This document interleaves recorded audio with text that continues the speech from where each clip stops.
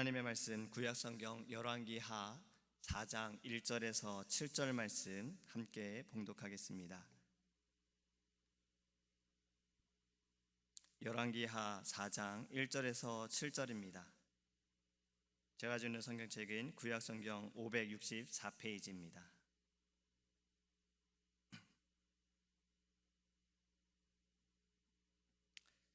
선지자의 제자들의 아내 중에 한 여인이 엘리사에게 부르짖어 이르되 당신의 종 나의 남편이 이미 죽었는데 당신의 종이 여호와를 경외한 줄은 당신이 아시는 바니이다. 이제 빚준 사람이 와서 나의 두 아이를 데려가 그의 종을 삼고자 하나이다 하니 엘리사가 그에게 이르되 내가 너를 위하여 어떻게 하랴? 네 집에 무엇이 있는지 내게 말하라. 그가 이르되 계집종의 집에 기름 한 그릇 외에는 아무것도 없나이다 하니 이르되 너는 밖에 나가서 모든 이웃에게 그릇을 빌리라. 빈 그릇을 빌리되 조금 빌리지 말고 너는 네 두 아들과 함께 들어가서 문을 닫고 그 모든 그릇에 기름을 부어서 차는 대로 옮겨 놓으라 하니라. 여인이 물러가서 그의 두 아들과 함께 문을 닫은 후에 그들은 그릇을 그에게로 가져오고 그는 부었더니 그릇에 다 찬지라. 여인이 아들에게 이르되 또 그릇을 내게로 가져오라 하니 아들이 이르되 다른 그릇이 없나이다 하니 기름이 곧 그쳤더라. 그 여인이 하나님의 사람에게 나아가서 말하니 그가 이르되 너는 가서 기름을 팔아 빚을 갚고 남은 것으로 너와 네 두 아들이 생활하라 하였더라. 아멘. 할렐루야. 오늘 본문에는 엘리사와 한 여인이 등장을 합니다. 어떤 책에서는 오늘 본문의 내용을 약간 현대판적으로 이렇게 소개를 합니다. 이 한 과부를 싱글맘이다라고 표현을 해요. 한 싱글맘이 있는데 그가 너무나도 어려운 상황이 있어서 주의 종 엘리사에게 찾아갑니다. 이 여인이 어떤 여인이냐? 이 여인은 바로 선지자의 제자의 아내였습니다. 그 제자가 죽자 이 아내는 홀로 아이들을 키워야 했어요. 이 제자는 또 누구냐? 그 남편은 바로 엘리사의 제자였고 여호와를 경외하는 사람이다라고 오늘 본문에서는 소개하고 있습니다. 지금 과부의 형편이 좋지가 않습니다. 남편이 죽고 빚을 준 사람들이 와서 그에게 돈을 요구하고 돈을 갚지 못하니 이제는 두 아들을 종으로 데리고 가려고 하는 이러한 상황에 지금 엘리사에게 간구하고 그 앞에 가서 울고 있는 모습입니다. 우리의 삶에도 우리가 하나님을 열심히 섬기고 하나님께 예배하는데 항상 평탄하고 기쁠 때만이 있는 것은 아닙니다. 그렇죠? 내가 생각한 대로 내가 계산한 대로 되어지는 것은 아니라는 것입니다. 함께하고 싶은 사람이 정말 영원히 함께하고 싶은 사람이 곁을 떠날 때도 있고 때로는 우리는 상처를 받을 때도 있고 어려울 때도 있습니다. 이러할 때도 우리가 잊지 말아야 할 것이 있습니다. 바로 하나님은 선하시고 하나님은 우리와 함께 하신다는 겁니다. 과부의 심정이 이해가 되십니까?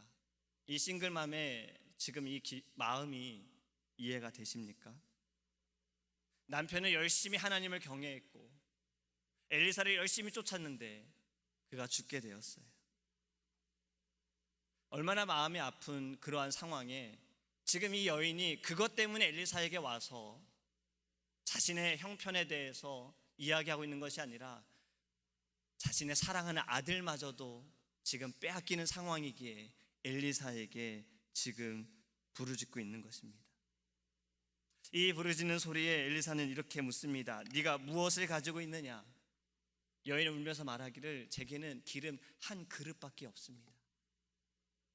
엘리사가 또 말합니다. 그릇을 모두 빌려와라. 여인은 엘리사의 말을 듣고 이웃들에게 가서 그릇을 빌려와요. 그리고 엘리사가 말하기를 문을 닫고 이제 그릇에 기름을 부으라고 말합니다. 엘리사가 기름을 부으니 기름이 계속해서 그릇마다 넘쳐났어요. 또 그릇을 가져와라. 그릇이 이제 없습니다. 그럴 때 기름이 멈춰지게 됐습니다. 그리고 엘리사가 이렇게 말하죠. 이 모든 기름을 다 팔아서 너의 형편에 빚도 갚고 너의 삶에 너희들이 생활하는 것에 도움이 되었으면 좋겠다라고 이야기를 합니다. 오늘 본문의 말씀을 통해서 우리가 무엇보다 생각해야 할 것은요, 하나님께서는 우리의 빈 것을 채워주십니다. 우리의 빈 마음도 채워주시고 우리의 빈 공간도 채워주십니다. 우리의 빈 병이든 우리의 절망이든 소망이 없고 희망이 없는 것도 하나님께서는 넘치도록 채워주시길 원하십니다. 그릇의 특징을 알아야 돼요. 그릇의 특징 가운데 하나는요, 그릇 스스로 채워줄 수가 없습니다. 누군가 채워줘야 된다는 거예요. 우리가 집에 있는 그릇들도 그렇죠. 아침에 일어났는데 그릇에 뭐가 채워져 있는 경우는 한 번도 없어요. 우리가 무언가를 붓거나 무언가를 담아야지만 그릇이 채워집니다. 또 다른 특징은 그릇을 채우기 위해서는, 무언가를 담기 위해선 이미 있는 것을 버려야 합니다. 그러니까 그릇을 비워야 하는 거지. 지금 우리의 그릇은 어떻습니까? 지금 이 과부의, 이 싱글맘의 정말 이 심정이 자신이 바랬던 상황이 아닌 이 상황 가운데, 이 여인은 그 절망 가운데 아무것도 없는 그러한 상태였어요. 거기에 엘리사는 기름을 채워줬고 그 안에 하나님의 사랑을 채워줬습니다. 그릇의 가장 큰 문제는 비어있는 것보다 무엇이 채워져 있느냐가 큰 문제라는 겁니다. 예수님께서 천국의 비유에 대해서 말씀하시면서 잔치에 대해서 이야기하셨습니다. 이 성경에서 잔치라는 것은 식사하는 것 이상이라는 것을 우리는 깨달아야 합니다. 잔치는 하나님이 사람들이 가장 필요로 하는 것을 채워주시기 위해 보여주시는 것을 의미합니다. 잔치의 특징이 무엇입니까? 아는 사람들을 초대하지요. 또 잔치는 모인다는 거예요. 모여서 함께 즐거워하고 기뻐하고 또 나눌 수 있다는 거죠. 이것이 잔치의 특징입니다. 예수님께서 비유를 말씀하실 때 어떤 사람이 잔치를 열었어요.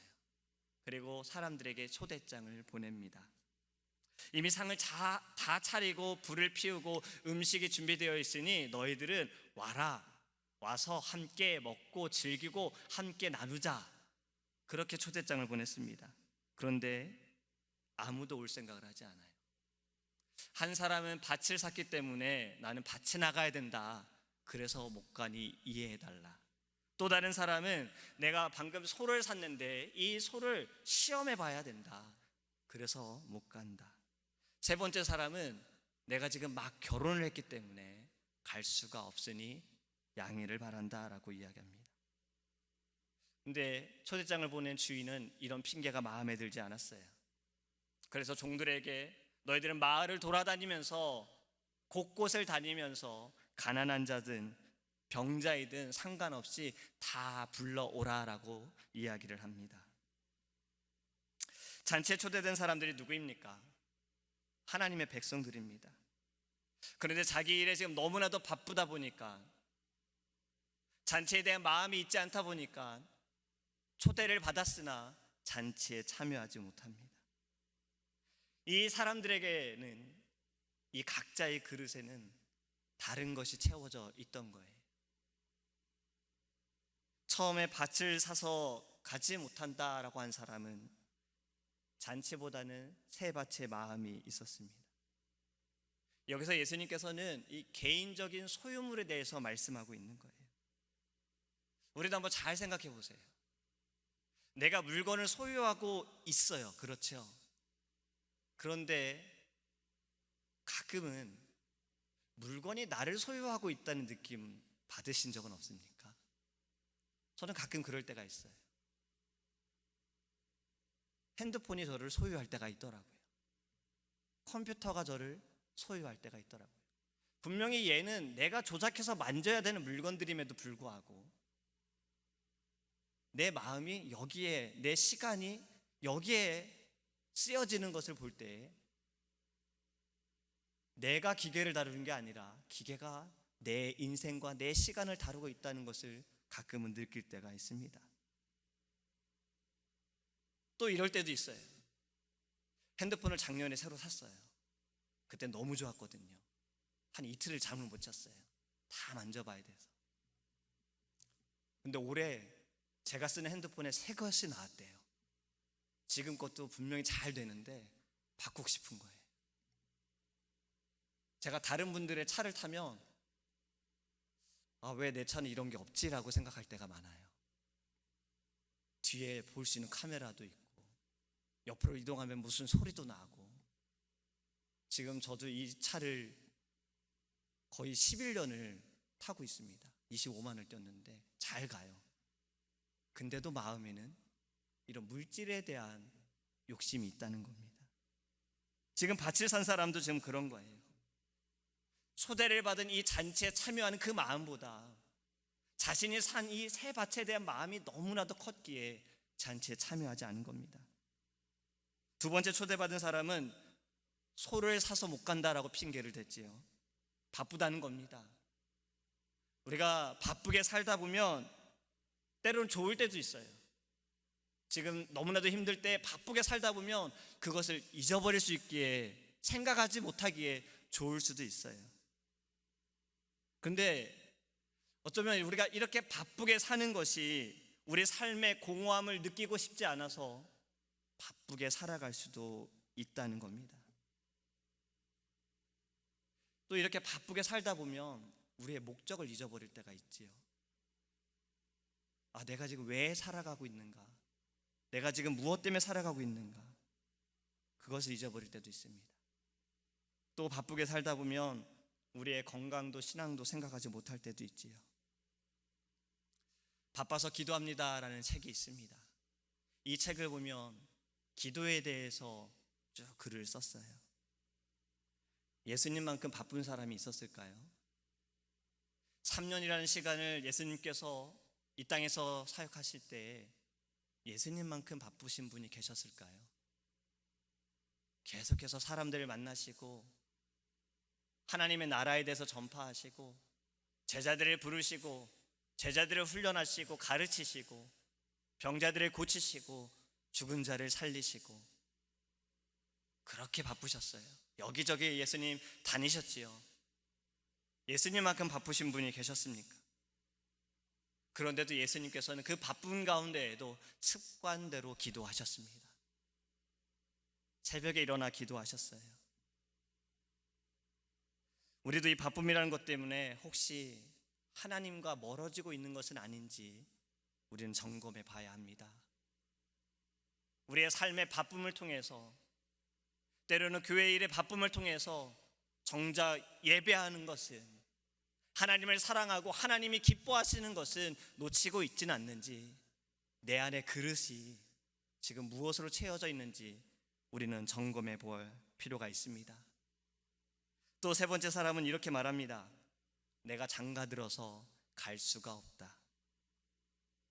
이게 무슨 핑계가 될 수 있을까요? 저는 이것을 보면서 이게 왜 핑계가 되지? 같이 가면 되는 거 아닌가? 이 사람은 초대한 게 아닐 텐데, 가서 잔치인데 얼마나 맛있는 게 많을까? 한 끼라도 해결할 수 있는데. 근데 이 사람의 말은 아내와 함께 하고 싶다라는 겁니다. 멋진 말이죠? 아주 정말 로맨스적인 사람인 것 같아요. 제가 매주 농구를 합니다. 근데 이렇게 같이 농구하는 친구들을 보면 잘 나오다가 정말 농구를 너무 좋아하거든요. 보는 것도 좋아하고 뛰는 것도 굉장히 좋아하는 친구들인데 어느 시간쯤 되면은 이 친구들이 나오지 않습니다. 되게 그때가 결혼하면은 농구하러 못 와요. 그러다가 결혼하고 얼마 있다 또 오다가 아기를 낳을 때쯤에 또 농구하러 못 옵니다. 저는 그냥 그렇게 믿고 싶어요. 농구보다 아내를 더 사랑하기 때문에 집에 있고 싶어서 못 오는구나 라고 저는 그렇게 믿고 있습니다. 이 사랑이라는 단어로 보면 이 사람은 비난을 받지 않아도 되지요.